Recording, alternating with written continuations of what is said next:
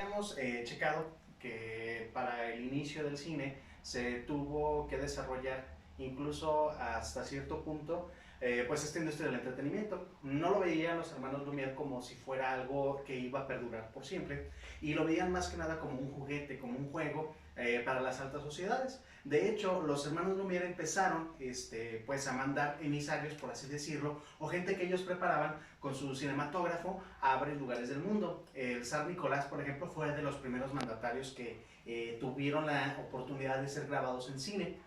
Y ya después, como vimos, surgieron otras ideas como Edison, como incluso Georges Méliès, para poder desarrollar lo que era esta industria. Incluso, bueno, pues se decidió de alguna u otra manera en Estados Unidos empezar a regularla por el tema precisamente de las patentes. Bueno, dejando a eso de lado, Carlos González Alonso, que es el autor de este libro, Principios Básicos de la Comunicación, dice en sus páginas algo muy importante sobre la historia en cuestión del cine mexicano. Y es que el cine mexicano empezó a desarrollarse en 1896. ¿Qué sucede en 1896? En el mes de agosto de ese 1896 llegó a nuestro país el cine gracias a los hermanos Lumière. Hay que recordar que en ese año estaba en el poder Porfirio Díaz. Y Porfirio Díaz viene a ser el primer actor del cine en México. ¿Por qué? Obviamente era su idea de este desarrollo de la sociedad mexicana al estilo francés. De ahí vienen expresiones como, qué elegancia lo de Francia y todo este rollo, porque lo que México aspiraba era a ser como Francia. Y obviamente los hermanos Lumière sabían que tenían un negocio seguro en el gobierno mexicano. Entonces, en agosto de 1896, Porfirio Díaz recibió en la primer quincena a dos emisarios de los hermanos Lumière en una, digamos, ceremonia privada con los altos nobles de la sociedad mexicana. Fue tal el éxito que incluso hicieron ¿cómo se llama? Una réplica de esa función para el 14-15 de agosto en lo que es ahora lo que es la calle Madero de la Ciudad de México. Ahí fue donde se inició el cine de nuestro país. ¿Por qué Porfirio Díaz fue el primero? Porque fue el primero que se grabó, lo estuvieron grabando a caballo. Lo grabaron cuando salía a caballo de su, pues ahora sí que hacer algún tipo de recorrido en la Ciudad de México, y es por eso que Porfirio Díaz se dice que fue el primer gran actor. Otra de las cosas que ustedes pueden encontrar incluso, no solamente en el libro de Principios Básicos, sino que también pueden estar encontrando en internet, es que gracias al desarrollo de esta fase del cine en el mundo, se empieza a desarrollar el cine documental, como ya lo habíamos comentado. Y aquí en México el cine documental estuvo desarrollado por varias personas, pero hubo uno que se destacó entre todos, y fue Salvador Toscano. Salvador Toscano, perdón, fue el que desarrolló entre 1898 a 1899 lo que fue el cine, pues como le diríamos ahora, el cine documental. ¿Qué era lo que grababa? Escenas de la vida cotidiana, festividades, en fin, todo lo que tenía que ver con lo pintoresco de nuestra sociedad mexicana. Entonces Salvador Toscano fue de los que empezó a desarrollar de una manera pues más vehemente, por así decirlo, lo que es el cine, pues como se dice, documental. Y sucedió que lamentablemente, como siempre en nuestro país, una vez que ya pasaron estas fechas donde incluso lo documental era grabar a las altas sociedades, pero en 1910 a 1920 sucedió en México una de las cosas que cambiaría la vida social de nuestro país. Y esa cosa que cambió la vida social de nuestro país, pues se llamó, obviamente, la Revolución Mexicana. Con la Revolución Mexicana también se desarrolló el cine, curiosamente. ¿Por qué? ¿Qué era lo que existía en ese momento?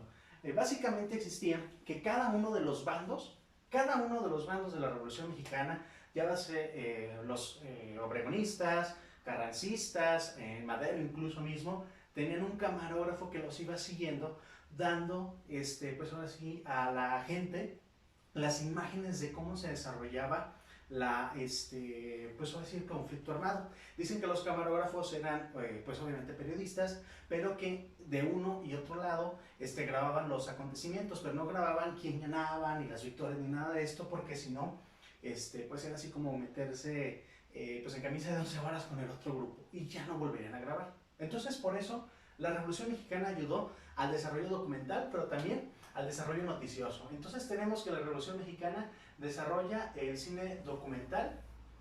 ¿Por qué? Porque inicia 4 años antes de la Primera Guerra Mundial, pero también desarrolla lo que vendría siendo el aspecto de noticias, como ya lo hemos visto. Las noticias en el cine, pues obviamente se desarrollaron gracias a los conflictos armados. Entonces, en estas fechas, entre 1910 y 1920, lo que a la gente le interesaba era precisamente pues saber cómo estaba la situación en cuestión de pues de las situaciones sociales. Ahora, ¿qué características tienen las películas de hasta 1930? Tienen que son películas de no más de 5 minutos. De hecho, la duración de una película de esta época, hablamos de segundos, de 10 hasta 50 segundos. Entonces, pues obviamente eran películas muy sencillas, muy básicas, pero reflejaban una vida social del país. La vida social del mexicano. La primera película que cambió, digamos, esta forma de ver el cine fue la película de Santa. Santa, en 1918, habla de un tema que es hasta cierto punto pues tabú, porque estaba hablando del tema de una prostituta en el cine. Está basada en el libro de homónimo Santa también, y habla precisamente de las peripecias de esta prostituta. Entonces, para que en 1918 se hablara en algo tan accesible a la gente, al público en general, como una prostituta, pues fue lo que empezó a cambiar las formas de ver el cine. Pero también lo que empezó a cambiar las formas de ver el cine fue el desarrollo y empezar a pacificar el país por parte incluso de Portesil y todos estos grandes, digamos, políticos mexicanos que logró ya su estabilidad social con la llegada de Cárdenas a lo que es la presidencia de la República en 1934. Cuando llega Cárdenas en 1934, curiosamente sucede la situación siguiente. Se estabiliza el país, pero se pierde algo muy importante. Estamos hablando que para el desarrollo del cine en México sucedió, por así decirlo, dicen que esto fue el primer gran momento del cine mexicano, en 1910 a 1920, y el segundo gran momento se da gracias a este ruso, Sergei Eisenstein. Sergei Eisenstein, entre 1930 a 1933 más o menos estuvo en México y estuvo grabando un montón de videos sobre la vida cotidiana de nuestro país. De hecho, hace unos años en Radio y Televisión de Guanajuato pasaban casi cada 2 meses la película Viva México. La película Viva México es muy importante en el cine mexicano, de las más importantes que se han grabado, pero sobre todo en el cine mundial. ¿Por qué? Porque hablaba de cómo se lleva a cabo el proceso de desarrollo de lo que es el impresionismo, lo que es el naturalismo, y sobre todo reflejaba todas las situaciones sociales de la época. Grabó festividades, grabó pues ahora sí, algunas situaciones curiosas en cuestión de nuestro país, y desarrolló una forma de contar las historias. Por eso es que el cine mexicano, después de Eisenstein, es un cine mexicano con una gran fotografía. Gabriel Figueroa destaca sobre muchísimo en cuestión de la segunda gran oleada del cine mexicano, que es la época de oro que conocemos. Del 1936 en adelante empieza la época de oro del cine mexicano. ¿Con qué empieza la época de oro? Con Santa, de Fernando de Fuentes. Fernando de Fuentes en 1936 vuelve a tomar la historia de Santa, pero ahora como el cine sonoro. Entonces, en 1936, Santa se convierte en la primera cinta del cine sonoro de nuestro país. Pero no se puede entender sin Sergei Eisenstein.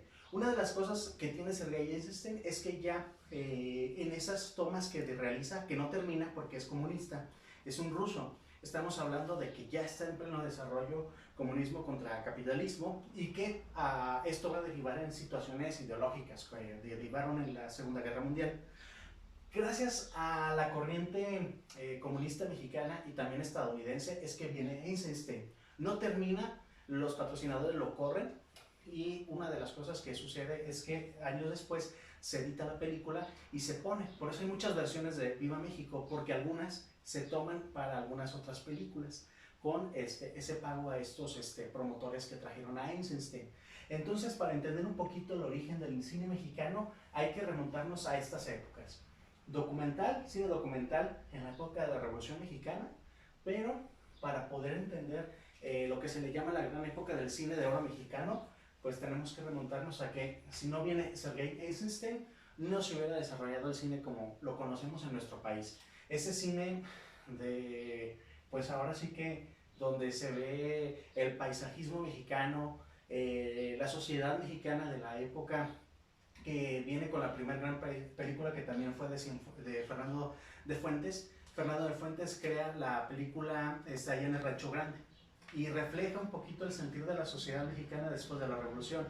La critica porque dejó tanta pobreza en el país y también hasta cierto punto empieza a hacer el estereotipo de México en el mundo, de cómo las personas mexicanas pues llevamos nuestra vida cotidiana. Entonces, eso sería como que los puntos a considerar en cuestión del origen del cine, pero ahora aplicado a México. Ya habíamos visto previamente las lámparas mágicas en la Edad Media, habíamos visto lo que es el cine de sombras allá en China, y habíamos visto pues esa pintura rupestre que se descubre en España, en estas rutas de España, donde se habla precisamente de estas representaciones que buscan hacer ese movimiento, como los antecedentes del cine a nivel internacional que derivaron en los Lumière.